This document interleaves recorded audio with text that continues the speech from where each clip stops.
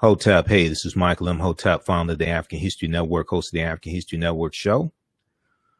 It is Wednesday, June 23rd, 2021. And we are live. Hope everybody's doing well today.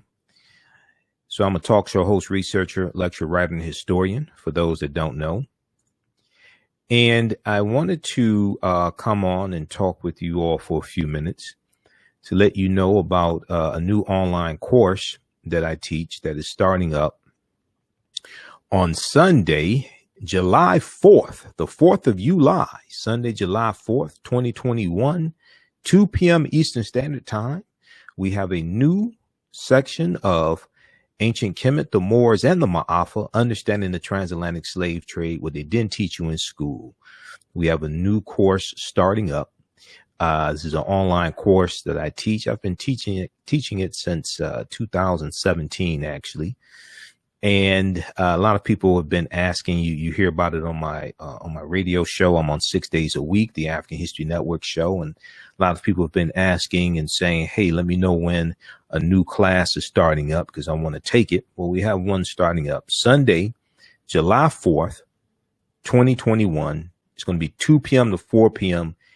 Eastern Standard Time. Ancient Kemet, the Moors, and the Maafa, Understanding the Transatlantic Slave Trade, what they didn't teach you in school. So I'm going to do a brief overview of what we deal with in the course. This is a 10-week online course.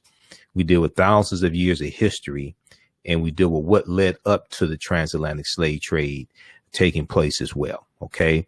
So when we deal with the transatlantic slave trade, we can't start in 1619 in Virginia, okay, with the 28 odd Africans on the White Lion pirate ship. We can't start in 1441 with the Portuguese going into Mauritania.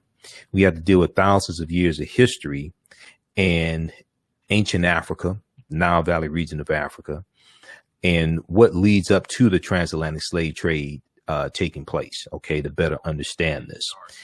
And we have to also deal with the 800-year occupation of Europe by the Africans known as the Moors, and what the Moors take into Europe. They take the teachings from ancient Africa, especially ancient Egypt, ancient Kemet, and they take this into Europe, and this is going to bring Europe out of the Dark Ages. All right. So it's a 10-week online course that I teach, and we do the classes live. And all the sessions are recorded, so you can go back and watch it over and over again. All right. And I do a PowerPoint presentation. So we're going to go through and do an overview of it and show you some of the content in the online course. And we also have guest speakers periodically throughout the class as well. Dr. David Imhotep, who wrote the book, The First Americans Were Africans, Documented Evidence. We have him speak to the class. And I have a Saturday class that's wrapping up. We have like 3 more sessions in the Saturday class. So he spoke to my Saturday class. He wrote this book here. And this is one of the sources that I use in the course. The First Americans Were Africans, Documented Evidence by Dr. David Imhotep. So we deal with the African presence in the Americas dating back at least 56,000 years ago in South America, and at least 51,700 years ago in the land we call the United States of America. But he just spoke to my class on June 12th. My Saturday class is wrapping up. And he just spoke to the class June 12th. He talked about new archaeological evidence that shows an African presence in Central America, in Mexico, about 250,000 years ago. So we're going to have him speak to the class again. All right. I want to go to let me pull up the PowerPoint presentation. How's everybody doing? Share this broadcast on your social media platforms. Invite your friends to tune in also. So this is a 10-week online course. It's on sale, $80, regularly $130. As soon as you register, you can start watching bonus content. Okay, we're going to post a link here. And what I'm going to do is, since we have a course that's wrapping up, we're going to enroll you in the new course that starts Sunday, July 4th, but also will enroll you in the class that's wrapping up that's on Saturdays, 12 noon. So you'll be able to join us for 3 more sessions of the Saturday class. All those sessions are archived also, and you'll be enrolled for the new class as well. Okay, so this is an overview of ancient Kemet, the Moors, and the Maafa, understanding the transatlantic slave trade, what they didn't teach you in school. And this started out as a 4.5-hour lecture I did January 24th, 2014. This is how this online course started. It started out as a 4.5-hour lecture, which is about 7 years of research. Then it evolved into this online course. All right. And I'm a radio talk show host in Detroit. I'm on Monday through Friday, 11 p.m. to 12 midnight Eastern Standard Time, on 9:10 a.m. the Superstation WFDF, and Sundays 9 p.m. to 11 p.m. Eastern Standard Time. We broadcast here on our Facebook fan page, The African History Network, and my YouTube channel, Michael Imhotep, when I do the radio show live. So you can tune in 6 days a week. You can also download the iHeartRadio app. Download the iHeartRadio app, and you can listen to the radio station live and listen to my show live through the iHeartRadio app. Okay. All right. So this is the flyer, and you also see it at our website, AfricanHistoryNetwork.com, for the online course also. And when you go to our website, AfricanHistoryNetwork.com, just click on register here right on the home page, and it has the information. It'll register you for the course. So whenever I speak, I know I may say some things that are outside the circumference of some people's awareness. And there's going to be some things probably here in this preview that I say that may be outside of the circumference of your own awareness. It does not mean that it's not true. It just means you have to do some research to understand what I'm talking about. So I learned this from one of my teachers, Dr. Ray Hagins. Usually have people put their fingers together to form a circle. And I usually say something like this: the space inside this circle represents my realm of knowledge. Everything that I think I know about whatever I think I know is represented within the circumference of this circle.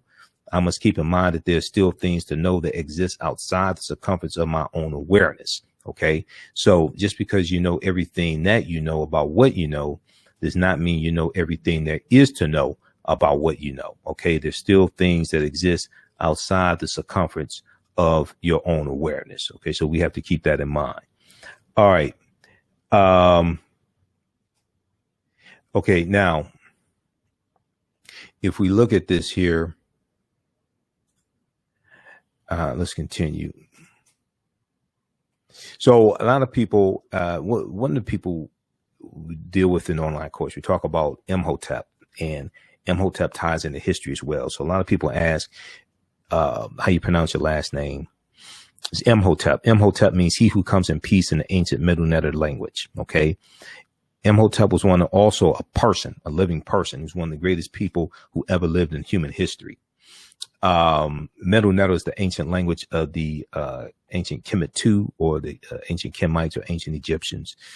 And Imhotep was a high priest. He was a physician, architect, mathematician, designer of the step pyramid at Saqqara for Nesubiti Zoser, or Pharaoh Zoser, because Nesubiti would be the correct term for the pharaohs.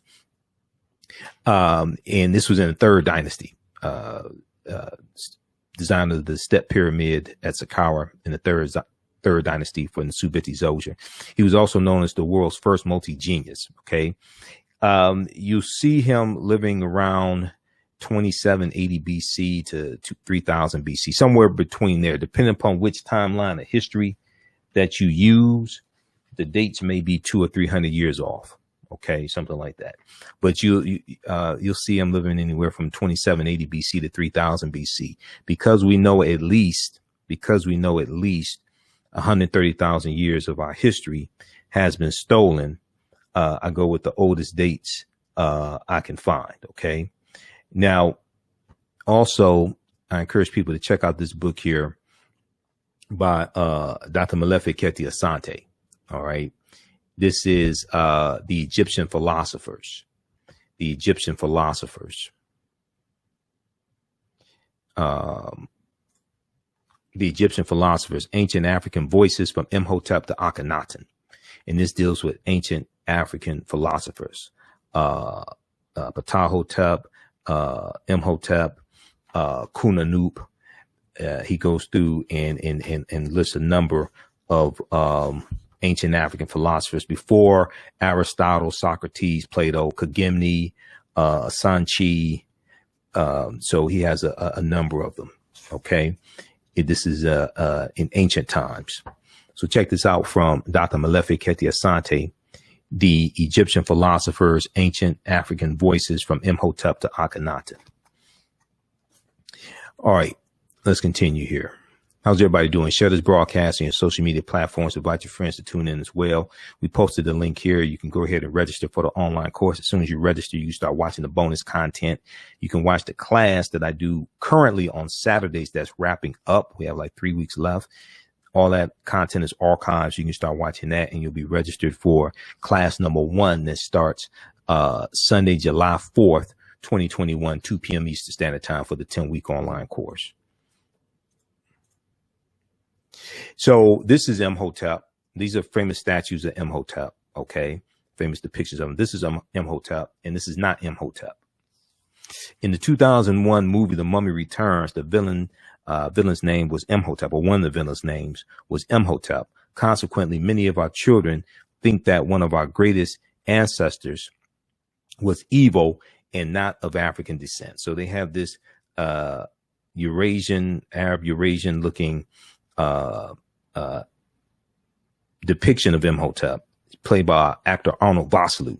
Okay, he was in the movie. He's a high priest named Imhotep in the movie. So, we have to be very cognizant and protective of the media that our children consume.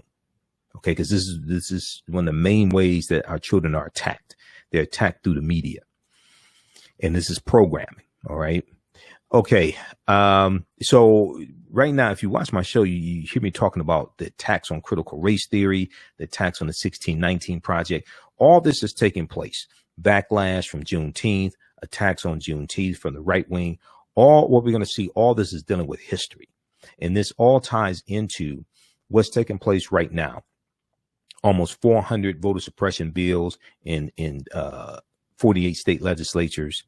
We just saw the Republicans in the Senate on Tuesday, June 22nd, blocking the procedure to have a debate on the voting rights on the For the People Act, the new voting rights bill, for the People Act.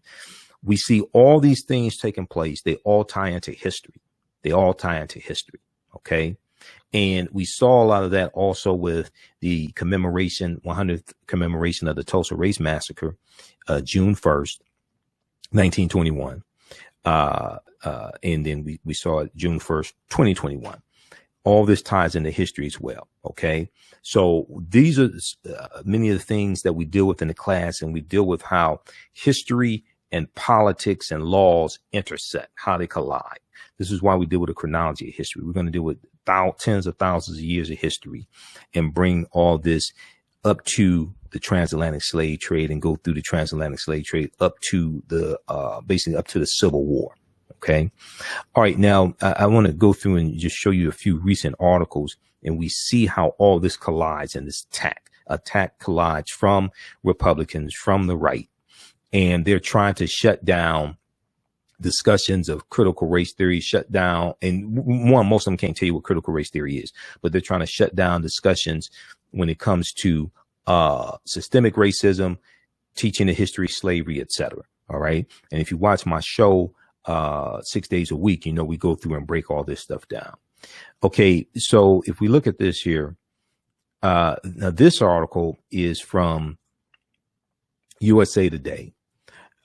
Mock slave auctions, racist lessons, how U.S. history class often traumatizes and dehumanizes black students. Okay. Mock slave auctions, racist lessons, how U.S. history class often traumatizes, dehumanizes black students. And every February we see these slave lessons gone wrong. And even throughout the year, we hear about these lessons that are insensitive to African Americans. Slave reenactments and things like this in class, slave like board games, etc. Okay. And all this ties into history. These are things we also have to protect our children from. Now, one of the things that I use one of the things I teach from, we use this in the class, and you hear me talk about this on my show, is this study here from the Southern Poverty Law Center, Teaching Hard History American Slavery. And this is a 52-page study that breaks down how the history of slavery is being incorrectly taught in schools all across the country, and how to more correctly teach this history. Okay. So you can download that from the Southern Poverty Law Center, splcenter.org. And it's called Teaching Hard History, American Slavery.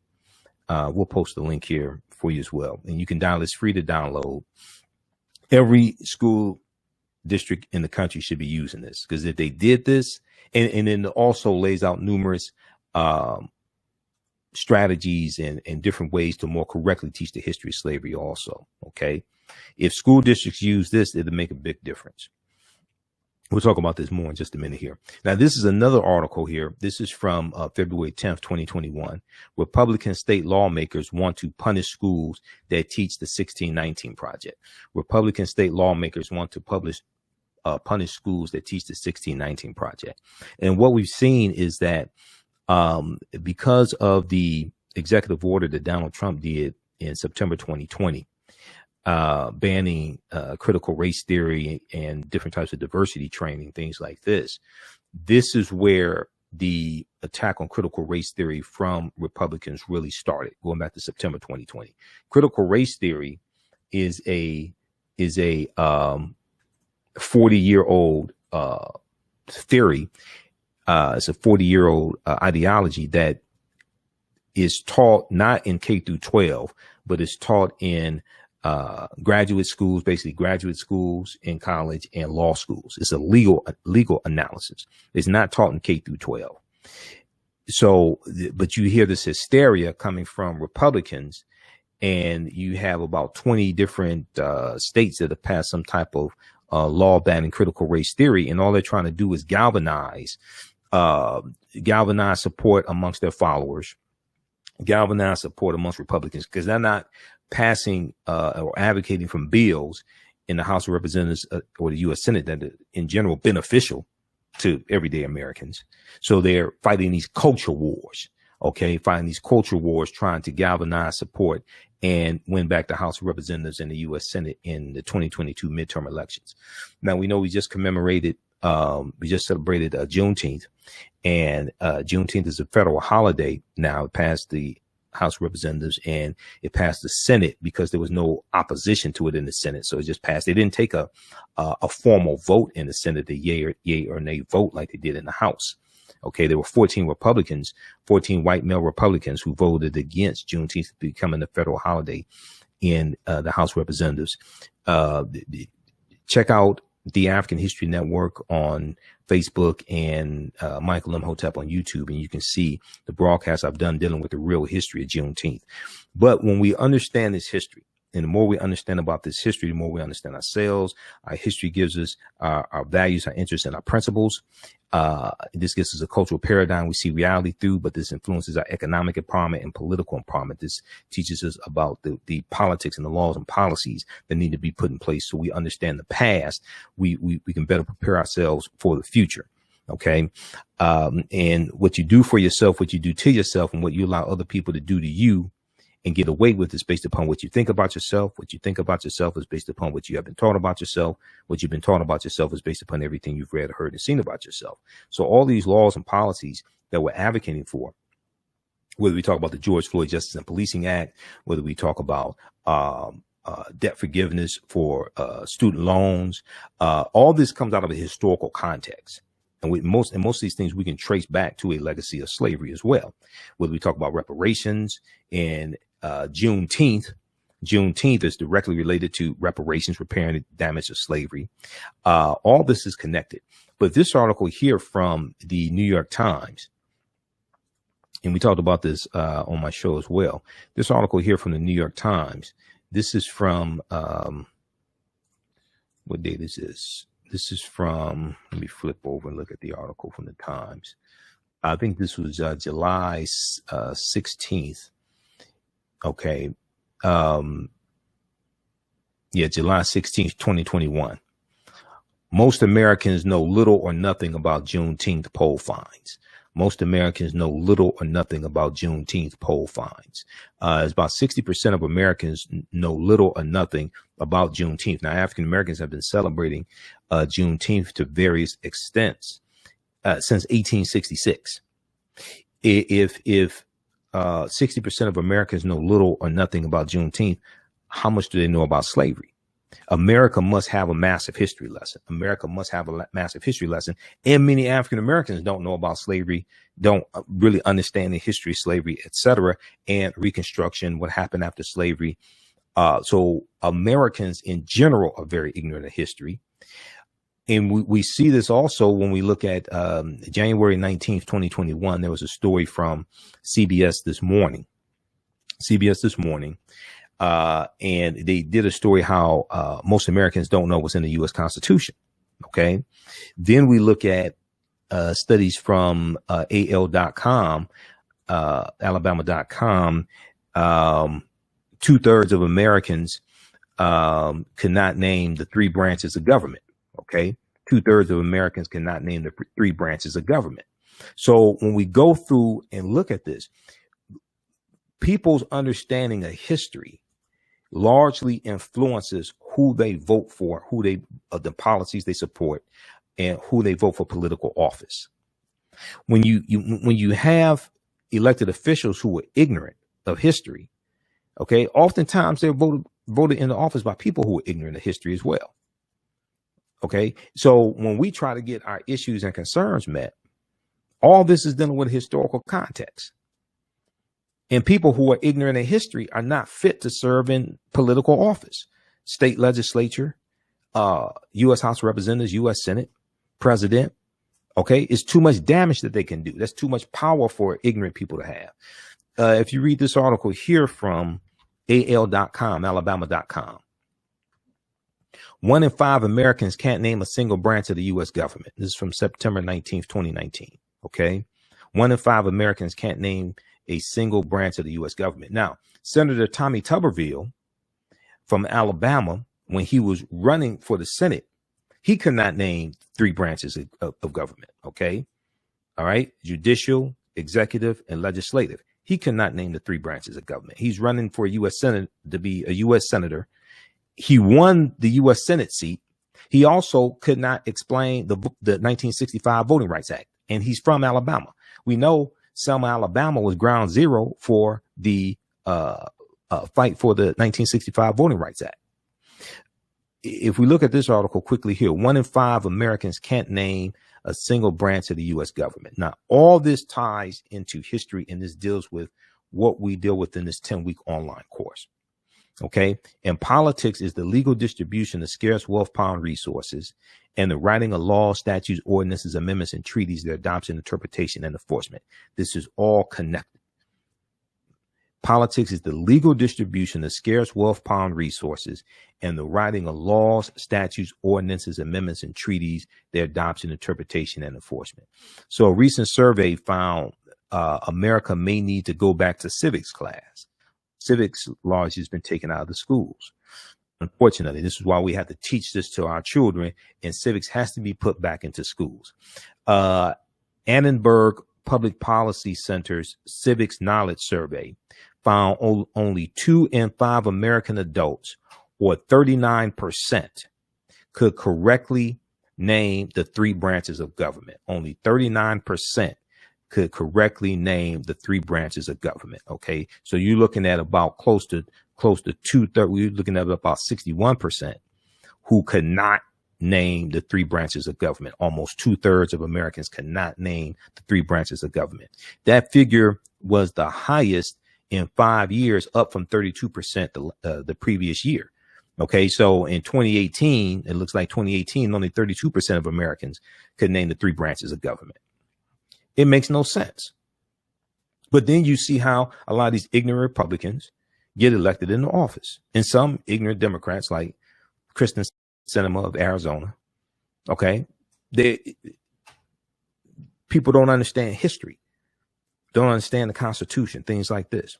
1 in 5 adults could not name any branch of the federal government. 1 in 5 adults could not name any branch of the federal government, the study showed. This is from AL.com. Now, how much do you think these people know about the history of slavery? How much do you think they know about the history of slavery? How much do you think they know about the Civil War? All this fight today, all these issues today are the result of history. Okay, so the more that we understand this history, the better we understand how to navigate through all this and understand these policies that need to be put in place and understand how to get these policies passed. I was speaking in Atlanta at the 9th annual Juneteenth festival, June 18th through the 20th, 2021. Okay, and I was doing 2 presentations there. I was speaking Saturday and Sunday, and I was a vendor as well. And, I asked maybe about 50 people in total, maybe more than that. How many seats in the House of Representatives are there? No one could tell me. They had this thinking, look, the U.S. House of Representatives, nobody could tell me. There are 435 seats in the House of Representatives. I asked people, how many votes does it take to get a bill passed in the House of Representatives? All this ties into history. This is all connected to history rooted in the U.S. Constitution. These are things we deal with in this 10-week online course. Ask people, explain to me, how many votes does it take to get a bill passed in the U.S. House of Representatives? No one could tell me. It takes 218 votes, a simple majority, 218. How many seats in the U.S. Senate? Nobody could tell me. How many seats in the Senate? There are 100. Based upon the U.S. Constitution, every state has 2 U.S. senators. How many votes does it take to get most bills passed in the Senate? Nobody could tell me. I'm asking adults. I'm not talking about 5-year-olds. I'm asking African Americans, adults. I'm in Atlanta. Georgia has the largest Confederate monument in the country. It's called Stone Mountain. On the side, it's a huge mountain. On the side of Stone Mountain, have you all seen Stone Mountain? I've climbed to the top of Stone Mountain. Okay, they have a pathway where you can climb to the top of Stone Mountain. On Stone Mountain, you have the reliefs, the carvings of 3 Confederate, they call heroes. Okay, you have General Robert E. Lee of Virginia. You have Thomas Stonewall Jackson and Jefferson Davis, who was the president of the Confederacy. Okay, this is Stone Mountain. This is the largest Confederate monument in the country. This is in Georgia right now. Stone Mountain. Read this article here from SmithsonianMag.com, official website of the Smithsonian Institute. What will happen to Stone Mountain, America's largest Confederate memorial? Okay, this is there in Georgia right now. So all this deals with history, the fight to remove Confederate monuments. Okay, the fight to rename military bases that are named for Confederate soldiers and Confederate generals. And these were traitors to the Union who committed treason against the Union based upon Article 3, Section 3 of the U.S. Constitution. And they took up arms against the Union. They seceded from the Union, starting with South Carolina, December 20th, 1860, 6 weeks after Abraham Lincoln became president-elect. And he was president-elect of the Republican Party, November 1860 presidential election. And we're going to see the Civil War start the following year, April 12, 1861. When we deal with Juneteenth is directly tied to all this history. And making Juneteenth a federal holiday, if you watch my videos, I've been breaking this down. To make Juneteenth a federal holiday, what this is doing, this is forcing a national conversation about a history that Republicans are passing laws to suppress the teaching of that history in schools. This is forcing a national conversation. America has to have a massive history lesson. Americans are very ignorant of history. This is why many Americans still think that it was the Emancipation Proclamation that freed the enslaved Africans. And it was not. It was the 13th Amendment ratified December 6th, 1865, when Georgia ratified the 13th Amendment. Okay, we're going to continue. How's everybody doing here? Everybody share this broadcast on your social media platforms. I'm Michael Imhotep, founder of the African History Network, host of the African History Network show. I'm a talk show host, researcher, lecturer, writer, historian. I'm doing an overview of a 10-week online course that I teach called Ancient Kemet. This is one of the original names for Egypt. Ancient Kemet, the Moors, and the Maafa. Understanding the transatlantic slave trade, what they didn't teach you in school. Now, the Maafa is a Kiswahili term, which means our great disaster, our Holocaust. Okay. And this is a 10-week online course that I teach. We deal with thousands of years of history, and we deal with what led up to the transatlantic slave trade taking place. I'm going to post a link here. You can register for the online course right now. It starts up Sunday, July 4th, the 4th of July, Sunday, July 4th, 2021, 2 p.m. to 4 p.m. Eastern Standard Time. If you go to our website, AfricanHistoryNetwork.com, and scroll down the page, you'll see the information. You'll see information for my radio show. I'm on 6 days a week. I'm a radio talk show host here in Detroit on 9:10 a.m. the Superstation WFDF. I'm on terrestrial radio. They have us broadcasting from home because of COVID-19. And then you can click here to listen to audio podcasts of the shows as well, and the video podcasts on Facebook and YouTube. You can click here to read articles that I've written also. So this is a 10-week online course. It starts up Sunday, July 4th, and we have the flyer here as well. Okay. Click here to register here. It takes you to the next page, and click right here to enroll. As soon as you enroll, you can start watching content. Okay. So what we're going to do is, we have a class that meets on Saturdays right now that's wrapping up, and you're going to get enrolled in the Saturday class so you can start watching the content going back to class 1, and you can join us in the Saturday class, which meets 12 noon to 2 p.m. Eastern Standard Time. So you can join us for the last few sessions of the Saturday class, and you'll be enrolled in the Sunday, July 4th class that starts with class number 1. For the 10-week online course. Okay. So as soon as you register, you can start watching content. And we have an overview here of the course as well. Okay. And the class is regularly $130, on sale $80. We do the class live. All the sessions are recorded. So if you missed the class or something like that, of course, you can go back and watch it. It's all archived, not a problem. And you still have access to the course. You can still watch the content even after the course is over. So next year, you can still go back and watch this course that you registered for. I'm going to post a link here again. You can use this with your children. You can use this to educate your children as well. A lot of people are looking for content that they can use with children. I would say this class is PG-13. So your children can watch along with you if you want. Or there may be information you want to take from here and use with your children. There are books that we use in the course. Now, you don't have to buy any of the books, but there are books that we use, like some you may want to get for your own personal library, but you don't have to feel obligated to buy any of these books to follow along in class. These are 2 books that I use: Golden Age of the Moor, edited by Dr. Ivy Van Sertima, as well as Black Star, the African Presence in Early Europe by Runoko Rashidi. Runoko's a friend of mine, brilliant scholar, brilliant historian, voracious, prolific writer. He's a world traveler. He's been to over 130 countries and islands. And he has an essay in this book here dealing with the Moors. So when we deal with the Moors, these are 2 books that I use on that. For that, this is another book that I used, Before the Mayflower by Lerone Bennett Jr. This is a beat up copy, the 6th edition. Before the Mayflower by Lerone Bennett Jr. is another book that I use. We use this book here, The Declaration of Independence and Other Great Documents of American History, 1775 to 1865, edited by John Grafton. So we deal with the Declaration of Independence and the U.S. Constitution. This one, last time I checked, this is like $2. It's from Dover Books. Okay. Very inexpensive. And another book that I use is, let's see here. Another book that I use is, let me look here. Nile Valley Contributions to Civilization by Tony Browder.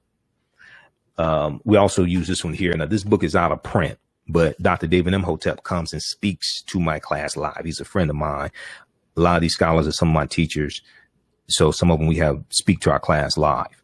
The First Americans Were Africans, Documented Evidence by Dr. David Imhotep. It's another book that I use. His new book will be out in about 2 or 3 weeks. He just spoke to my class on June 12th. The Saturday class is wrapping up. And of course, we use Nile Valley Contributions to Civilization by Tony Browder. And I'm trying to see where that book is. Also, Egypt on the Potomac. Egypt on the Potomac is another book that I use as well.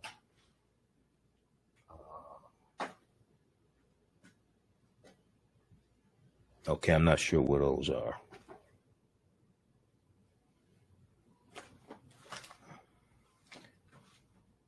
Oh, over here. I've got hundreds of articles all over the place. Nile Valley Contributions to Civilization as well by Tony Browder, as well as Egypt on the Potomac. So those are just a few of the books that we use as reference in the online course. Let's continue here with the PowerPoint presentation. So read this article from the New York Times. And I dealt with this on my show Tuesday, June 22nd, the African History Network show. 60%. Most Americans know little or nothing about Juneteenth poll finds. This is forcing America. This is forcing a history lesson on America, a much needed history lesson.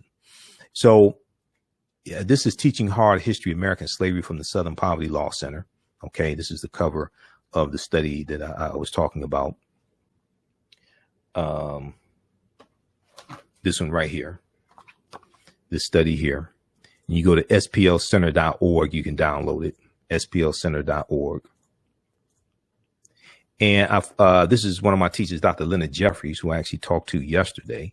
I sent him a video of an interview that was done with me on the Urban Information News Network here in Detroit, dealing with the history of Juneteenth and Juneteenth becoming a federal holiday. And he called me, we talked. So I'm setting up an interview with him. I've interviewed him a number of times in the past, I think about 17 times. This is one of our great Grandmaster scholars, Dr. Leonard Jeffries. And Dr. J says, whoever controls the images controls your self-esteem, self-respect, and self-development. Whoever controls the history controls the vision. Okay, this is why we have to fight for against negative stereotypical images of African Americans as well, because these images are also exported around the world, and this ties into history as well. Okay, now when Dr. Leonard Jeffries and Professor James Small teach, two of my teachers, and if you listen to my show, you've heard interviews I've done with them over the years. They talk about the pyramid principle. Okay, now here's the pyramid of Khafre at Giza. And the pyramid has three sides. Okay, the foundation is African history and culture. It's African history and culture. It gives us our foundation. It gives us our values, our interests, and our principles.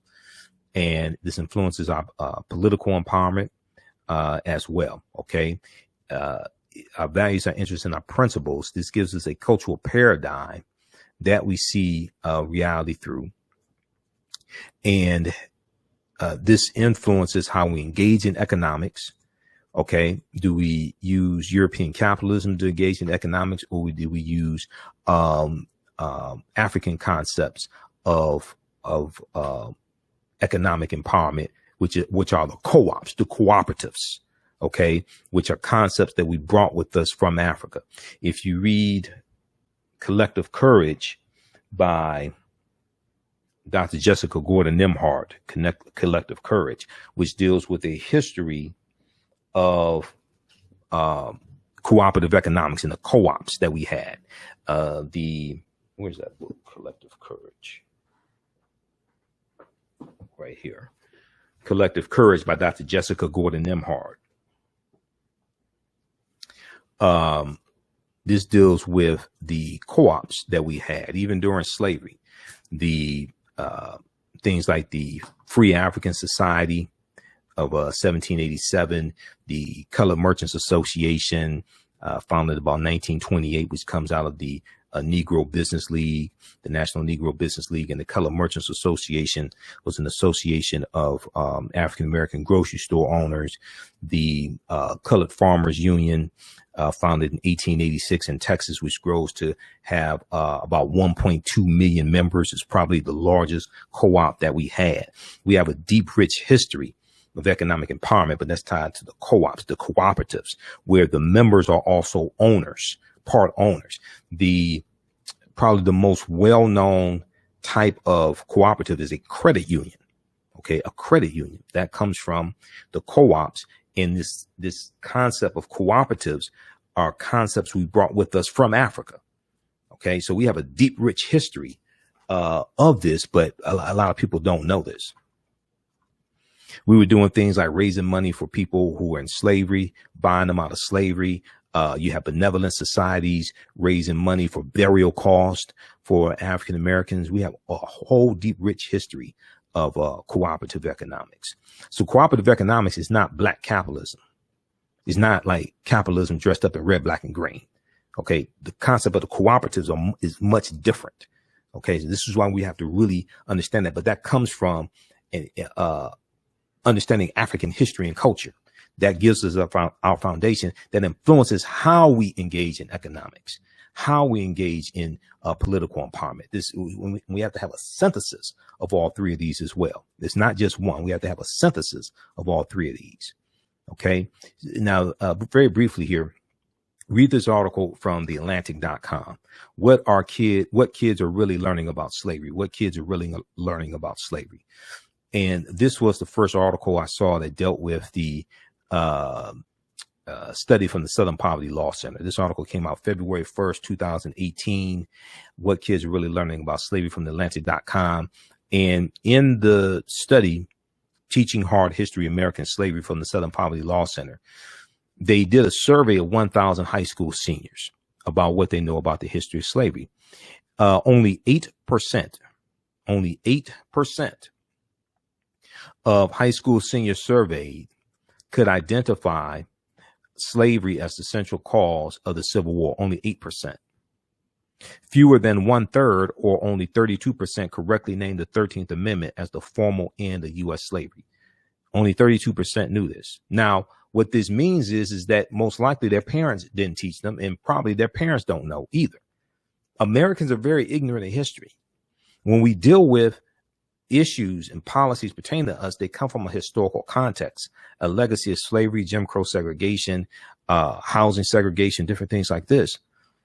And we have to have people who understand history, or at least are willing to learn history, to be able to understand the importance of these policies and why they need to vote yes as opposed to no on policies pertaining to us.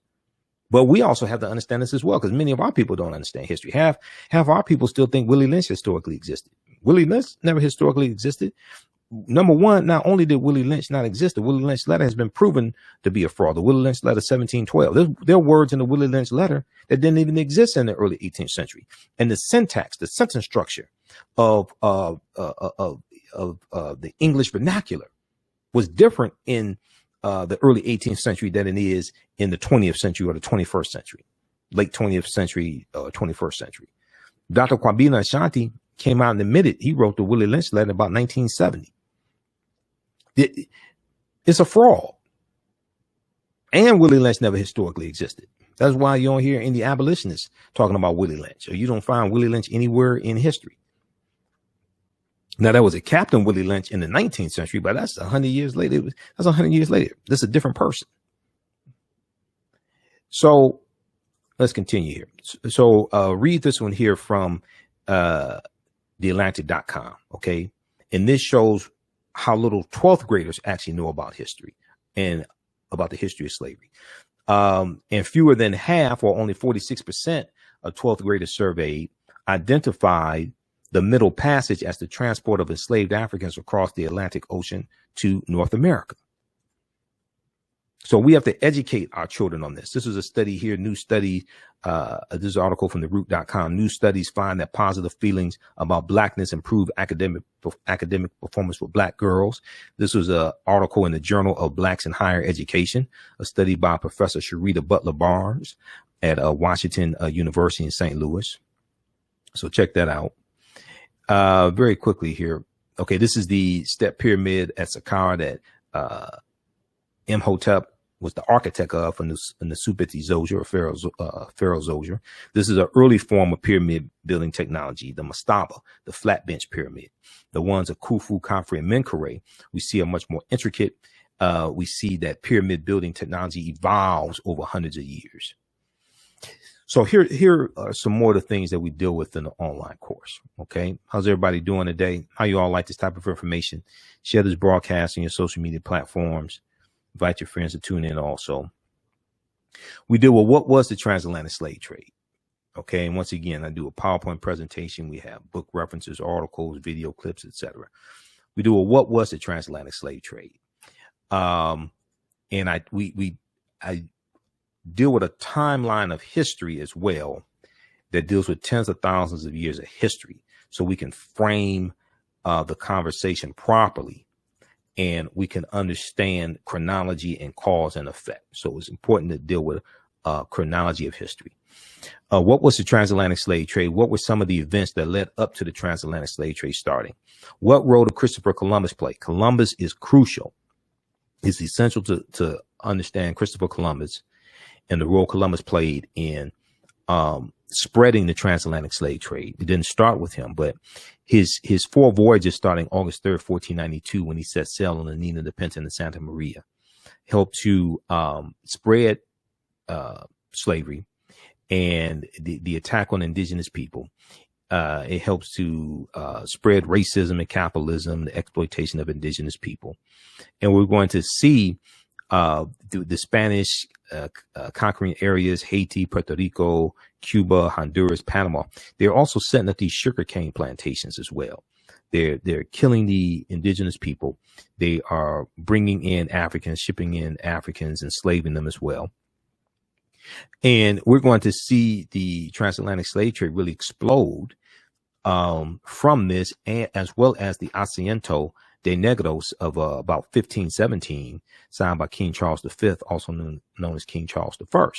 Okay, the Asiento is extremely important to understanding the spread and the growth of the transatlantic slave trade. And the Asiento dealt with, it was a license given to slave trading nations, giving them license to supply African slaves to Spanish colonies, the Asiento de Negros. Okay, this is something that we talk about in the course, and it's very important to understand the Asientos.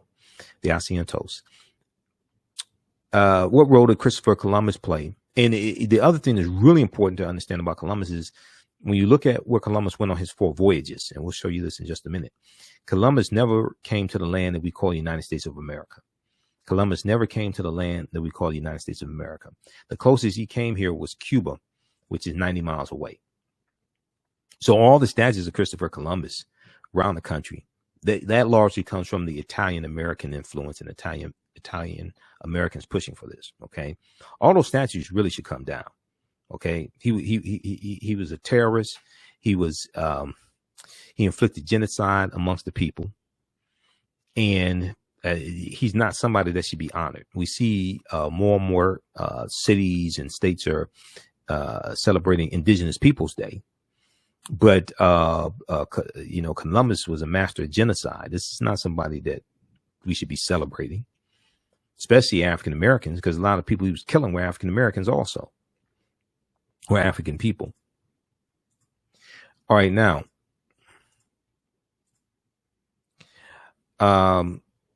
we deal with when did Africans first come to the U.S. as slaves, as enslaved Africans. And I know there's a whole lot of focus on 1619. Okay, a lot of focus on 1619. 1619 in Virginia did happen, but African people were in this land going back tens of thousands of years before 1619. Okay, this is something that is important to understand. Even when you just look at the Spanish taking Africans into the area that we call South Carolina, they were doing that in 1526. This is 93 years before Virginia. Okay, 93 years before Virginia. And when we look at Juan Garrido, and we talk about this, when we look at Juan Garrido in 1513 coming into Florida with the Spanish conquistador Juan Ponce de Leon. Juan Garrido was of African descent. He was born in West Africa around 1480. So Juan Garrido, we know this may be the first African we know of by name. We know he was here in 1480. Okay, that's before 1526. And that's in Spanish territory, Florida. Okay, so this is long before 1619. So this is why we have to understand this chronology of history. And it's important to know that African people did not first come to this land conquered by Europeans, shackled in chains either. We deal with, did Africans sell themselves into slavery? We deal with that complicated history.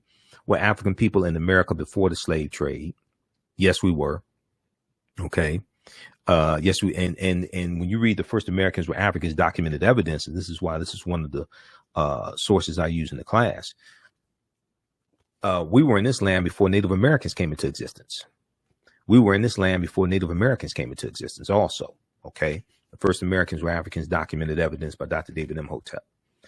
African people of Khoisan have the oldest DNA on the planet. They come from Southern Africa. They go all around the world. And they were in this land as well, the short-statured Africans, okay? The short-statured Africans, ancestors to the Anu and the Twa. There's a article from face-to-faceafrica.com that deals with the Khoisan, and let me pull this up here from face-to-faceafrica.com, because see, in the course, what we do is show you how to connect all these things together. These news articles that you see, we show you how to connect all this together. And then we also decode symbols as well. There's a symbol encyclopedia that I use. So I encourage people to get a symbols encyclopedia. Mine is right here. Signs and Symbols, an illustrated guide to the origins and meanings. Signs and Symbols, an illustrated guide to the origins and meanings. This has 2,000 symbols in it from around the world. Okay, 2,000 symbols. It decodes them, and symbols are related to culture and history. The first page is Heru out of ancient Kemet. Okay, that's on the first page, Heru out of ancient Kemet. And then we look at, on the front, we see different symbols from the Medu Neter.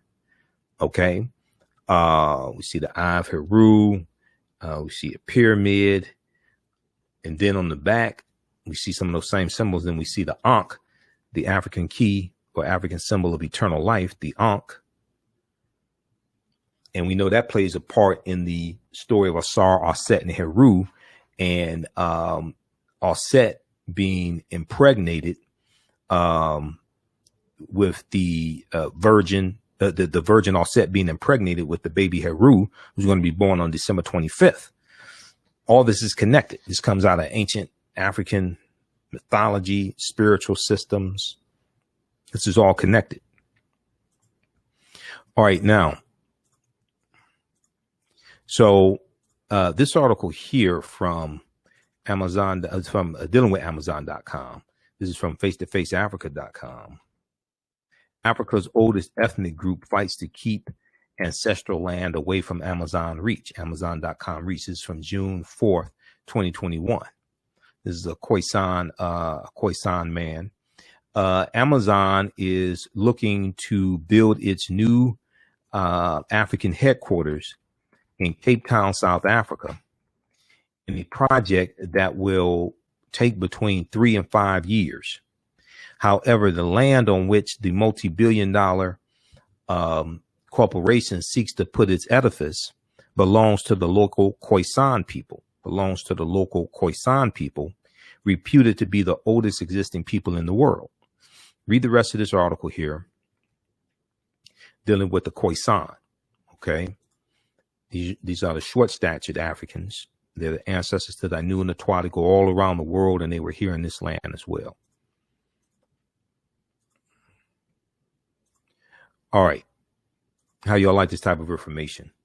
We're going to post the link again here so you can register for the online course. This starts up Sunday, July 4th, the 4th of July, as Dr. Shaka Musa Baron Shango called it, the 4th of July.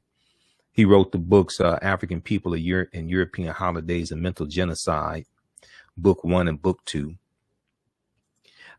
So when you go to our website, AfricanHistoryNetwork.com, scroll down the home page and you'll see the information for our radio show. Scroll down, you'll see the information for the online course. Okay, and we have a flyer here. Click right here for register here. Takes you to the next page. Click on enroll. As soon as you enroll, you can start watching course content. And like I said, we have a class on Saturday that's wrapping up. We have like 3 more sessions of the Saturday class. So we're going to do 2 things for you. You're going to enroll you in the Saturday class so you can watch the last 3 sessions or so. That meets on Saturdays, 12 noon to 2 p.m. Eastern Standard Time. And we'll enroll you in the new course that starts with class number 1 on Sunday, July 1st. Okay, Sunday, July 1st, 2021. And it's going to be 2 p.m. Class is going to be 2 p.m. to 4 p.m. Eastern Standard Time. And we do the class live. All the classes are live, but we record all of them as well. All the sessions are recorded. So if you miss anything, you can go back and watch it archived on demand. And you can watch from around the world as well. All right. So let me post the link here. You can register for the online course. You can start watching content right away. And you're also in the Saturday class that you'll also get the archives of. You can watch the class that where archaeologist Nubia Wardford spoke to our class. She's an African-American female archaeologist. We talked about the origins of ancient Kush and the African queens of antiquity. And then also you can see the class where Dr. David Imhotep spoke to our class as well. The author of The First Americans Were Africans, Documented Evidence. All right, so we just posted the link here. Let's go back to the PowerPoint presentation. So we do when did Africans first come to the U.S. as slaves? Did Africans sell themselves into slavery? We deal with that complicated history. Were African people in America before the transatlantic slave trade? Absolutely. We were here before Native Americans came into existence. When we deal with Columbus, Columbus is crucial to understanding the exploitation of indigenous people and the spread of capitalism, racism, slavery, etc. Columbus and his 4 voyages. So he set sail August 3rd, 1492 on the Nina de Pinta and the Santa Maria. And he ends up in the Bahamas, or what he calls San Salvador, October 12th, 1492. This is why Columbus Day is celebrated on October 12th. He goes into Cuba and Hispaniola, which is Haiti. His second voyage, September 1493, he goes into the West Indies and Boricuan, which is Puerto Rico and Jamaica, in 1494. His third voyage, May 1498, he goes into Trinidad and the Venezuelan mainland in South America. And fourth voyage, May 1504, he goes into Panama and Honduras in Central America. He never comes to the land that we call the United States of America. Okay, he never comes to the land that we call the United States of America. So all those statues of Christopher Columbus, you know, they should come down in the U.S. I'm against tearing statues. I'm against that because I don't want people to do that to statues of our heroes. But the authorities, city council, governors, they should take all those statues down, put them in museums. Okay, all those statues of the master genocide, Columbus, should come down. He was a fraud also. Read one of the books we use is Christopher Columbus and the African Holocaust, Slavery and the Rise of European Capitalism by Dr. John Henrik Clarke. This is another book we use in the class. Christopher Columbus and the African Holocaust, Slavery and the Rise of European Capitalism by one of our Grandmaster Scholar Warriors, Dr. John Henrik Clarke.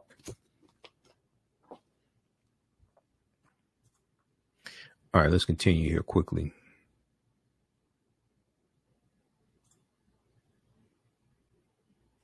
So some other things we deal with in the online course, the 800-year occupation of Europe by the Africans known as the Moors. This is crucial to understanding the transatlantic slave trade, understanding this history. Okay, we can't just go from ancient Kemet and Ta-Nehisi and Nubia and things like this, Abyssinia, Ethiopia, to the slave trade. You got to deal with that 800-year occupation of Europe by the Africans known as the Moors, who had taken the teachings from ancient Kemet, ancient Egypt into Europe, is bringing Europe out of the Dark Ages, and is going to save Europe from the Black Death, the bubonic plague, which hits in spurts from 1347 AD to 1400. And Europe lost between 1/4 to 1/3 of the population because of the Black Death.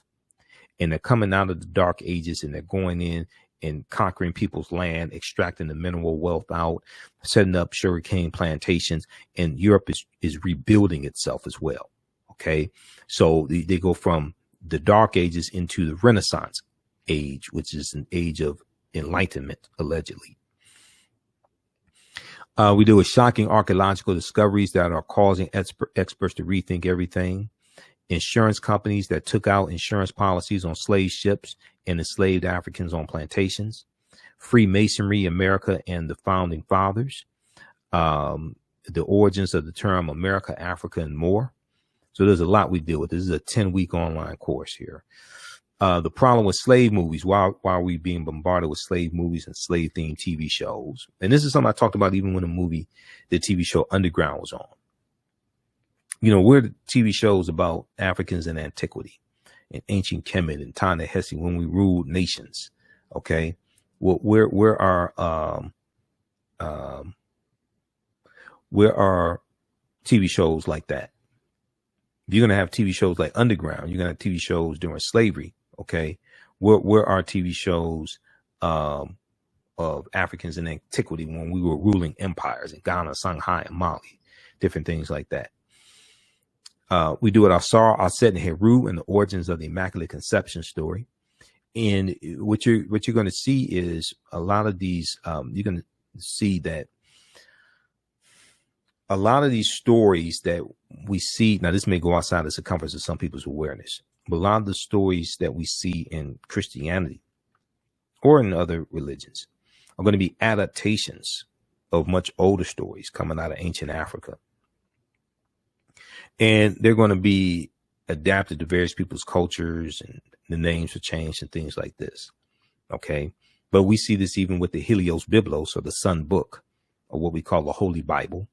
When we look at the word Christ comes from the Greek word Christos, and we know Christ meaning anointed one or anointed. But this goes back to Karest, Karst, Karest, which means the rising of the spirit, which is, out of ancient Kemet, ancient Egypt. So, you know, it's one of my teachers, Professor Kabahaya Watha Kamene, says to understand the existence of something, you must first understand the pre-existence of existence. To understand the existence of something, you must first understand the pre-existence of existence. So we deal with all that in the Asar, Aset, and Heru, and the origins of the Immaculate Conception story. Links to ancient Kemet, Egypt, and early Christianity, Freemasonry in America. And we know Freemasonry is based upon the teachings coming out of ancient Kemet and the mystery systems, the Grand Lodges out of ancient Kemet, ancient Egypt. The fake Willie Lynch letter, 1712. The African influence in the film Black Panther, because the film Black Panther is deep on multiple levels. I did like 3 months of research on the film Black Panther and the comic book to be able to do my lectures on it.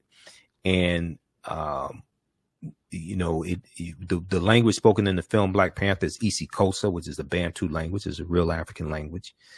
Wakanda is a Kikongo word, but Wakanda is also a Native American word. We see it in Omaha Ponca and Sioux Indian languages.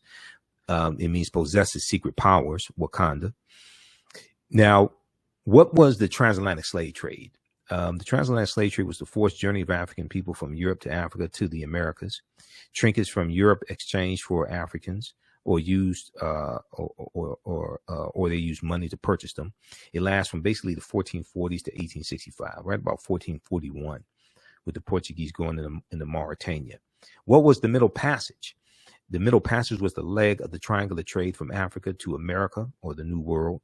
Manufactured products such as rum, textiles, weapons, gunpowder, etc., were taken from Europe to Africa in exchange for Africans who would become slaves, or for exchange for gold and silver.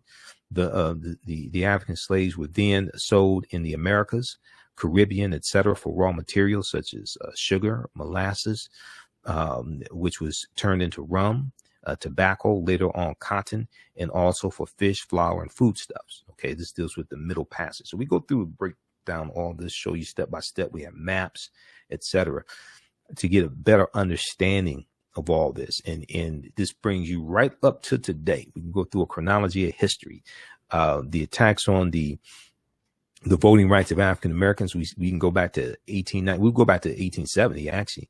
Go back to 1870 with the 15th Amendment being ratified February 3rd, 1870, and adopted. 15th Amendment guaranteed the right to vote for African American men. And this is during Reconstruction. Reconstruction is basically 1865 to 1877, after the Civil War ends. And we're going to see, as soon as the 15th Amendment is adopted, we're going to see efforts to start putting obstacles in the way of African Americans voting. We're going to see these written into state constitutions, like the Mississippi State Constitution of 1890, which made poll taxes and literacy tests legal. Okay. And we're going to see other southern states start adopting state constitutions with these obstacles in the way of African Americans voting in them, because during Reconstruction, we had about 2,000 African American elected officials that we voted into office. Okay. And many of them were former slaves. And you have white men who are focusing on shutting this down. So they start putting these obstacles in the way of us voting. And the lawsuit of Williams versus Mississippi of 1898, the U.S. Supreme Court rules that it does not violate the Constitution to have poll taxes and literacy tests. Okay. So, and then they're going to have the grandfather clause of 1898, which states that if your grandfather could not vote because he was a slave, then you can't vote. So they're putting all these obstacles in the way of us voting. This is why you needed a Voting Rights Act of 1965, going back to things in the late 1800s and these state constitutions, and the Texas State Constitution of 1876, Louisiana State Constitution of 1898. All this history is connected. It brings you right up to today. All right, let's continue. Okay, so this is Runoko Rashidi. Runoko's a friend of mine, and we use two of his books for reference in the online course also. Golden Age of the Moor and the African Presence, the Black Star, the African Presence in early Europe. This is Dr. David Imhotep, who wrote the book, The First Americans Were Africans, Documented Evidence. I've interviewed him, I think, 14 times, something like that.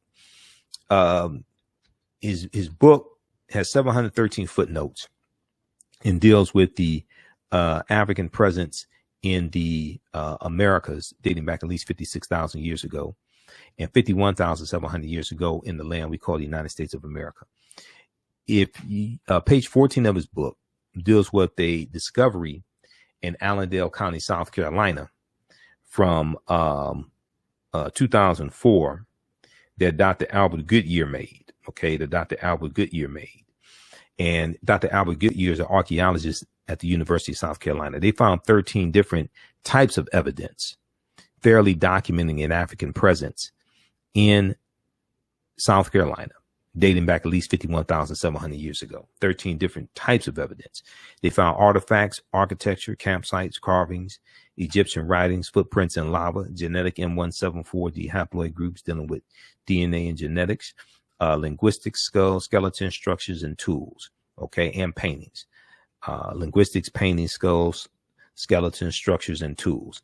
They found 13 different types of evidence, thoroughly documenting an African presence in the Americas dating back at least 51,700 years ago. This is before Native Americans came into existence, and these were the Khoisan, who I just showed you a picture of also. Now, this is Dr. Albert Goodyear, okay? And Dr. Albert Goodyear is a white archaeologist at the University of South Carolina. This is an article from ScienceDaily.com from November 18th, 2004. All right. How's everybody doing? Share this broadcast on your social media platforms. Invite your friends to tune in as well. We're going to post a link again. You can register for the online course. It starts up Sunday, July 4th, 2 p.m. to 4 p.m. Eastern Standard Time. This is a 10-week online course. Ancient Kemet, the Moors, and the Maafa, understanding the transatlantic slave trade, what they didn't teach you in school. Okay. And you can you register for it now, and we do the classes live. All the sessions are also recorded, so you can go back and watch it over and over again. And we'll also enroll you in the Saturday class that we have that's wrapping up now. It has about 3 more classes, and you'll be able to join us live in the Saturday class, which is meets 12 noon to 2 p.m. on Saturday, Eastern Standard Time. But also we have the previous classes of the Saturday class archived, so you'll be able to watch those as well. This article here from ScienceDaily.com, which is a scientific website, and it has archaeological discoveries, different things like that. There's an article entitled "New Evidence Puts Man in North America 50,000 Years Ago." November 18th, 2004, ScienceDaily.com. Here's a summary of what the article says. Radiocarbon tests of carbonized plant remains where artifacts were unearthed last May along the Savannah River in Allendale County by University of South Carolina archaeologist Dr. Albert Goodyear indicate that the sediments containing these artifacts are at least 50,000 years old, meaning that humans inhabited North America long before the last ice age. Okay, these were the Khoisan. This is before Native Americans come into existence. This is a summary. This is not my summary. This is the summary from ScienceDaily.com about the discovery in 2004 that Dr. Albert Goodyear made. And we go through and we look at numerous recent archaeological discoveries that are just mind-blowing. And when these new discoveries come out, the scientists, the paleontologists are saying we have to rethink everything. There was one, the lost city of Egypt, the Golden City, dates back 3,000 years ago. But they're saying that we have to rethink everything and we have to push the timelines back. Okay. You know, Juvenile had the song Back That Thing Up, like 1998, 1999. When these new discoveries come out, they keep having to back the timelines up. They keep having to back these things up.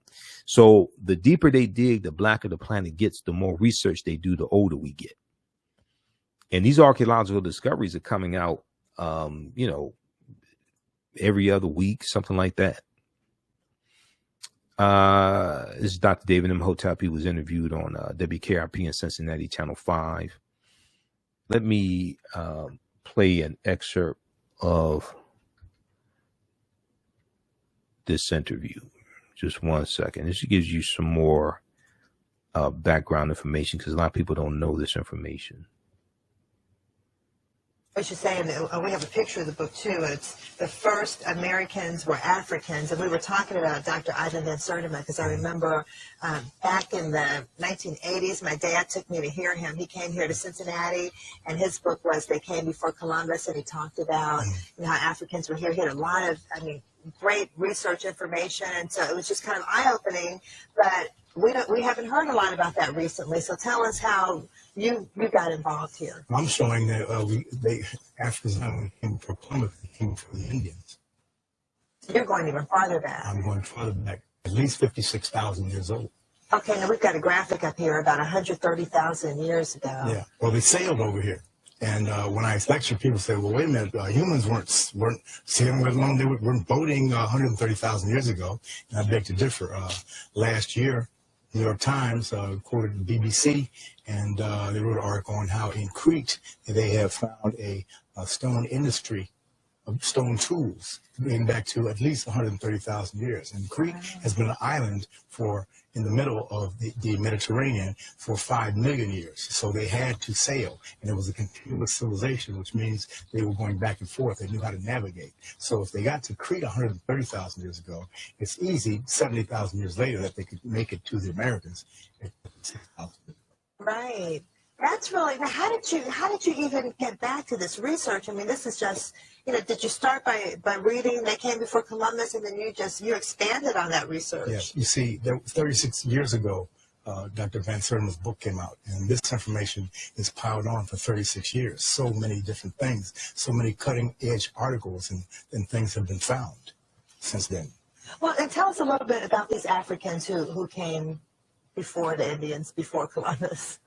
Okay, they came here, and they were first. They came to Piedra Fiorita, which is southeastern Brazil. You'll see that that's the closest point from Africa to South America. And by canoe, a fellow, a navigator who was a doctor, who wanted to prove that it could be done just in a canoe. And he set out in a canoe with a supply ship, but it did not touch him. He had a canoe with no oars, no paddle, no sail, nothing. He just sat there, and the currents took him straight from Africa to here. You've heard about people, if you throw a bottle in the water with a note, it'll come over. Yes, there are rivers in the ocean, currents, and it took him 52 days only. So you put a large sail on that vessel, and you get here in less than a month. So it's definitely possible. We know that. It's physically possible. Absolutely. Yeah. And so what part of Africa were the Africans from who came to Brazil? Well, the DNA, the Genome Project found that the earliest ones, the ones that they found in Tierra del Fuego, in the very tip of South America in 1874, 1876, were the short Africans, the Khoisan, who spoke clicks like that. The gods must be crazy did a movie on it. Yeah, I remember that, yeah. Yes. So they have about the Coca-Cola bottle selling, yeah. Yes, they have the oldest DNA and the oldest language on the planet, and they were all over. Oh, wow. All over all three Americas, as well as Asia. Well, have they done any DNA tests in Brazil to see that? Yes, they have. The Genome Project went all around the world. There were 100,000 people participated. Wow. Taking DNA swabs. And so first we know that it's possible to get over here by canoe. And second of all, the DNA from that group of Africans is in Brazil. The most important thing, not to forget, to ask me, well, I will tell you that. Where do the Native Americans come from? Well, we've always been taught that they came across the Bering Straits from Asia. This is true, but they did not come until 3000 BC. There is no evidence of them coming before 3000 BC. So for 53,000 years, there were nothing but Africans in North, Central, and South America. Wow. When they come over 3000 BC, those two groups, the Africans and the Mongolians, get together, the Asians, get together, and their children are the Native Americans. Wow. This is why the Native Americans do not look Chinese. They are a little different than Chinese. Right. Okay, so that was an excerpt from 2011. Dr. David Imhotep was interviewed on WKRP in Cincinnati, Channel 5 in Cincinnati. If you're old enough to remember the 1970s, 1980s TV show about the radio station, WKRP in Cincinnati, there really is a WKRP in Cincinnati, Channel 5. I don't know if it's a radio station, but there is a TV station. And that's on YouTube. You can check out that video. This is a archaeological discovery that we deal with here. This is from the New York Times. It deals with on Crete, very ancient mariners, and it talks about stone tools found on the Greek island of Crete that date back 130,000 years ago. This is from February 15, 2010. These stone tools date back 130,000 years ago, but Crete has been an island for more than 5 million years, which means that the people had to have sailed there. And this pushes back sailing in the Mediterranean 130,000 years ago. Originally, the archaeologists thought that sailing in the Mediterranean dated back no earlier than 10,000, 12,000 years ago. So they had to push that timeline back to about 130,000 years ago. Okay, so they keep having to back that thing up. So we deal with the Druids, who are dealing with a watered down version of teachings coming out of ancient Kemet, ancient Egypt. We deal with the discovery of Tanis Heraklion, the lost city of Egypt, that was built around 8th century BC. Okay. And it's swallowed up into, this is about a 1,200-year-old city that's swallowed up into the sea. And this article here is from news.yahoo.com from April 30th, 2013. Sunken Egyptian city reveals 1,200-year-old secrets. And they found 16-foot tall statues at the bottom of the sea, 700 anchors, 64 ships they found. Egypt's Bay of Abu Qir, they found 64 ships. And these are some of the statues they found, statues of Aset. So, I mean, these archaeological discoveries that they're finding are mind blowing. This deals with the 3,000-year-old lost golden city of Egypt. This discovery just came out April of 2021. So these discoveries are endless. All right, now, so these are just a few of the things that we deal with in the online course. Ancient Kemet, the Moors, and the Maafa, understanding the transatlantic slave trade, what they didn't teach you in school. This is a 10-week online course that I teach. We deal with thousands of years of history and what led up to the transatlantic slave trade taking place. And then when we look at, lastly, we look at something like this here, Egypt of the West. And Browder talks a lot about this in Egypt on the Potomac. But we look at the symbolism, and we look at the Washington Monument. The Washington Monument is a Tekken, it's an ancient African symbol of resurrection coming from the story of Asar, Aset, and Heru, who the Greeks called Osiris, Isis, and Horus. And there are about 1,200 Tekkenu all throughout ancient Kemet. Today, there are only about 12 or so left. And so the Washington Monument is a Tekken. The Greeks call it an obelisk. But we see this symbol also in Freemasonry. And we know Freemasonry is based upon teachings coming out of ancient Africa, especially the Nile Valley region of Africa.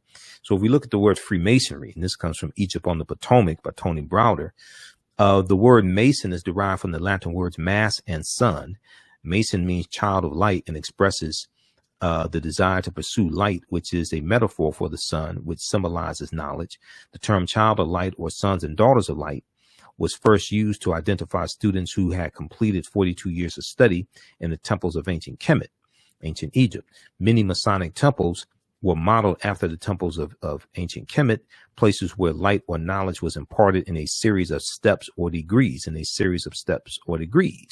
So when we look at the origins of liberal arts colleges, we see this is coming from the temples and the mystery systems in ancient Kemet.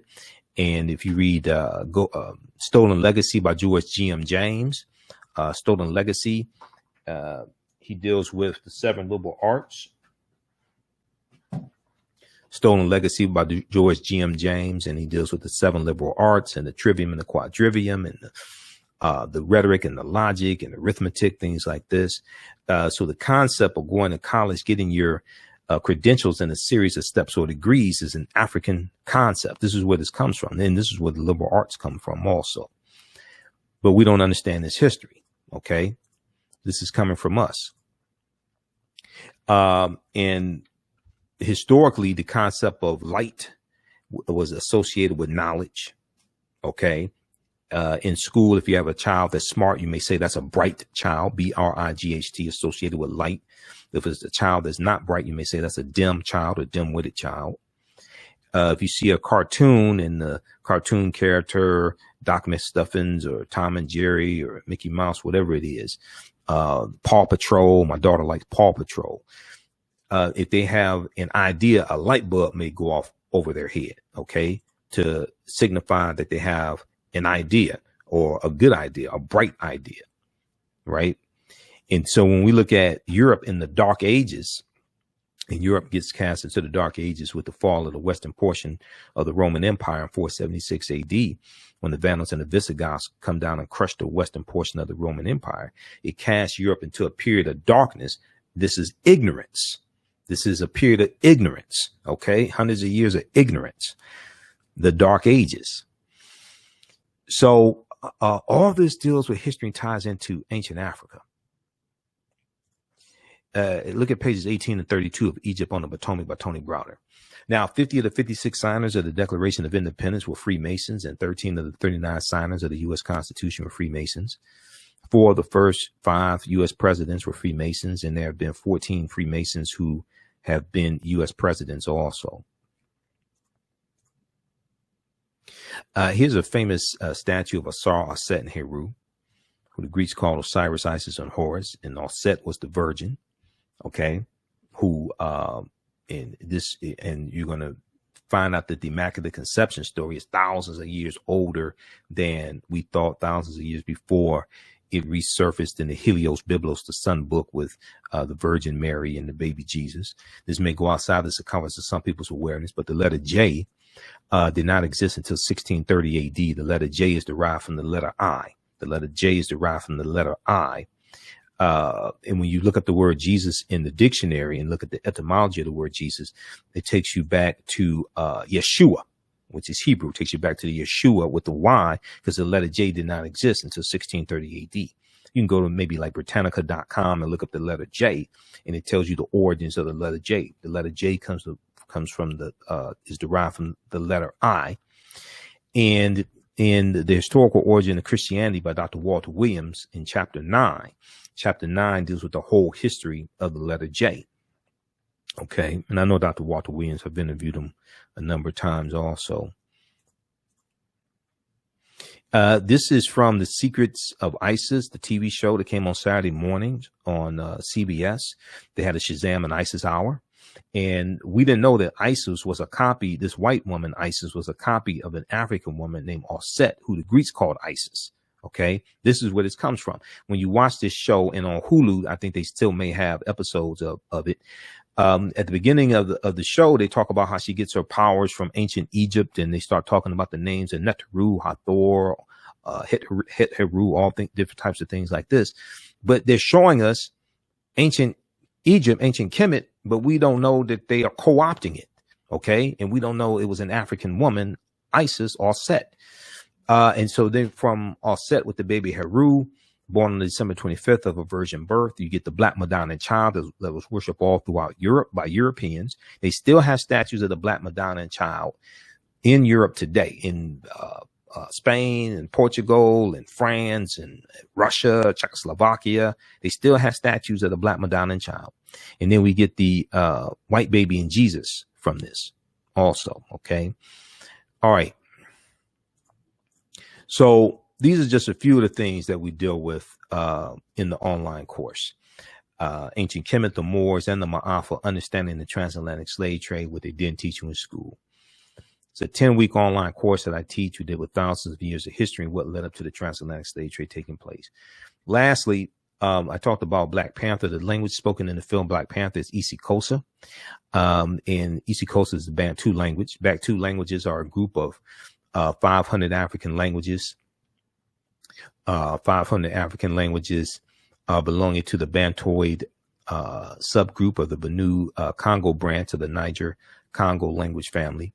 The Bantu languages are spoken in a huge, large area, including most of Africa, from southern Cameroon eastward to Kenya and southward to the southernmost tip of the continent of Africa. 12 Bantu languages are spoken by more than 5 million people, including Rundi, Rwanda, Shona, Isikosa. Isikosa is the language spoken in the film Black Panther, also called Kosa, and Zulu or Amazulu. Now, Swahili or Kiswahili, K-I, Kiswahili, which is spoken by 5 million people as a mother tongue and some 30 million as a second language, is a Bantu lingua franca important in both commerce and literature. Okay. This information came from Britannica.com, Encyclopedia Britannica, but there are other sources dealing with Bantu languages that you can look at as well. And as I said, the word Wakanda is a very ancient word. Even though Wakanda is a fictitious place, Wakanda is a real word. We see it in Sioux Indian and Omaha Ponca languages, and it means possesses secret powers. It's also a Bantu word as well. Now, I know Kanda is Kikongo, and the word Kanda, K-A-N-D-A, means family in Kikongo. I'm trying to find the exact language, the exact Bantu language that Wakanda is from. Maybe Kikongo, I'm not sure. But I know Kanda is Kikongo as well. But I know it's a Bantu word. I'm just trying to find exactly which Bantu language. All right. So we deal with the film Black Panther in the online course as well, because Black Panther incorporates 11 different African cultures. It deals with African history, African spiritual systems. It's a deep movie. And the Wakanda salute comes straight out of ancient Kemet. It's the position of the Nsubitis or the pharaohs.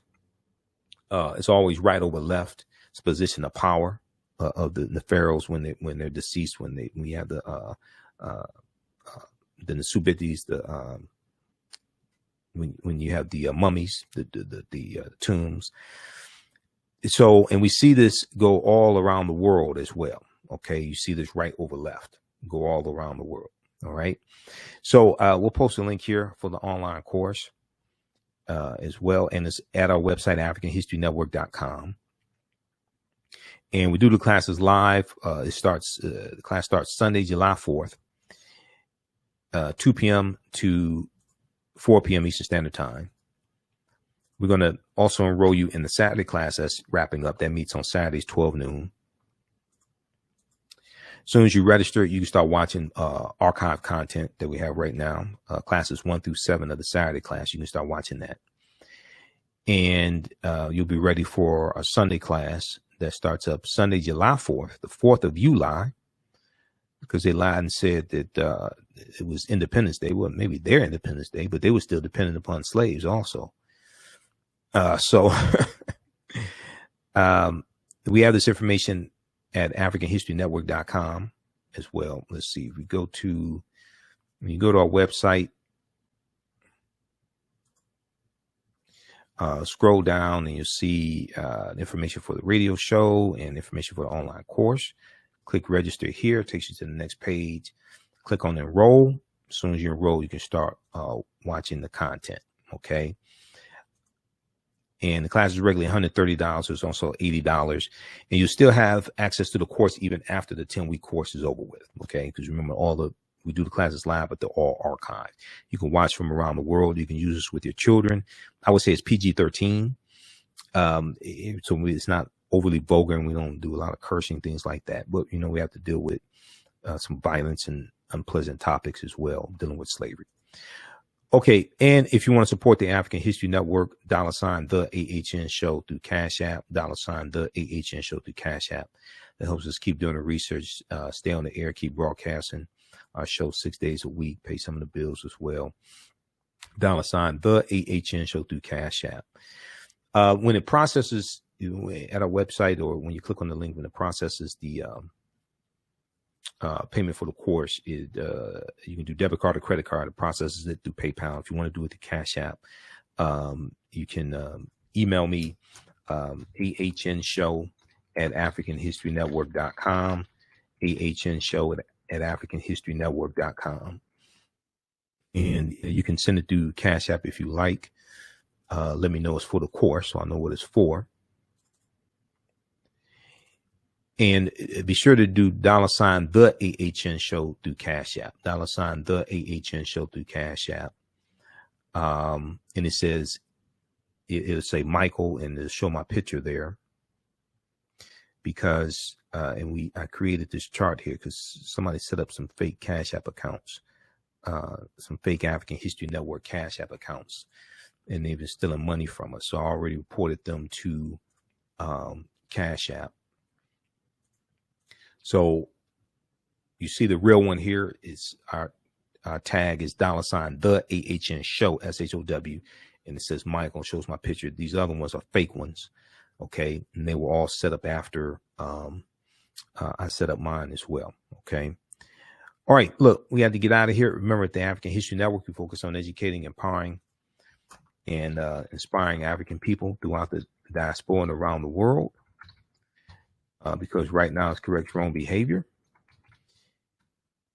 Be sure to listen to the African History Network show Monday through Friday, 11 p.m. to 12 midnight Eastern Standard Time. We broadcast here on our Facebook fan page, The African History Network, The African History Network, and my YouTube channel, Michael Imhotep, IMHOTEP, and we're on 9:10 a.m. the Superstation WFDF in Detroit. You can download the iHeartRadio app and listen to the show live. And then also, that's at 9:10 a.m. WFDF. Listen on iHeartRadio. And you can search for the African History Network show on iHeartRadio.